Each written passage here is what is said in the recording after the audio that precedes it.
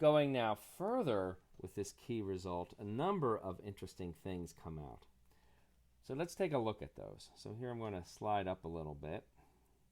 Now, the first thing is that we have this basic observation of the forces between wires. And you can actually see this in experiments, and it's truly remarkable. If you put actually two wires parallel carrying a current I, you actually will observe this type of an attraction that we were talking about. And it's truly remarkable. It should put a smile on your face every time you see wires attracting or repelling because of currents flowing. When you see that, you are literally seeing relativity at work and the length contraction effect having a macroscopic implication that you can actually observe. Another interesting thing, if you think about this, is that when the wires are running parallel with the current in the same direction, as we've said, the force is attractive. If you look at the signs here in the formula I've given, you'll notice if I flip the sign on the current on that lower wire, I will flip the direction of the force. So you might suspect, and in fact you can observe in the laboratory, that if I flip the direction of the current on the lower wire, so that I now have parallel wires, but with currents running in opposite directions, the force now is not attractive, but it's repulsive. So this is interesting. It's a little bit different from what you might expect from how you know charges behave. It's actually kind of the opposite. In this case, like currents or parallel currents actually end up attracting, whereas opposite currents actually repel each other. The exact sort of opposite thing that happens from the Coulomb forces on charges. Now, in terms of getting a little more quantitative, we actually had results for velocities traveling in a series of different directions, or we had described those.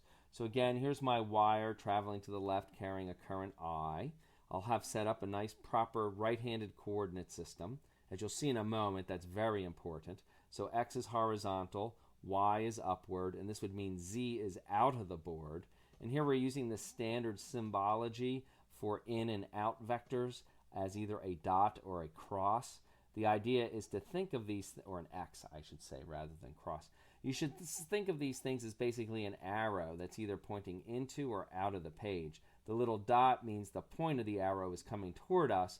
If you see an X, that means you're seeing the tail feathers of the arrow as it's flying away from you. In any event, Z then would be directly out of the page.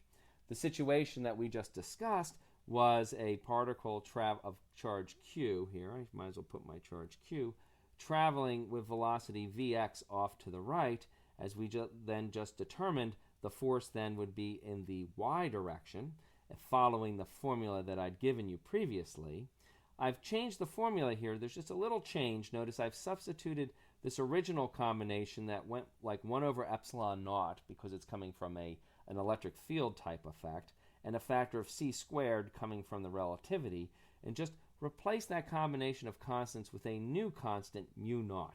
This was actually observed first experimentally. They didn't understand these relativistic electric field linkages when they first observed this phenomena, so they just gave it their own new fundamental constant. It's kind of interesting, though, that it exactly matched this combination of fundamental constants, but somehow they hadn't noticed that at the time.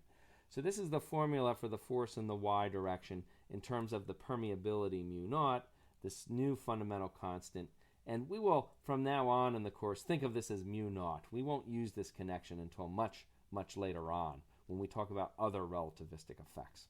So this is the force in the y direction. So you get a perpendicular force, and it's proportional to the charge and the velocity and some combination of factors having to do with the wire.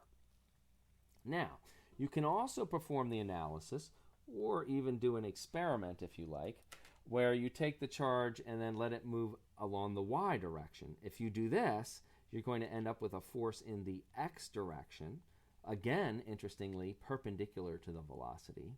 And the force will follow the formula that I give you here, again, proportional to the charge and proportional to the velocity and our fundamental constant mu, and the current, and inversely proportional to distance, and then, there's some prefactor mu naught over 2 pi.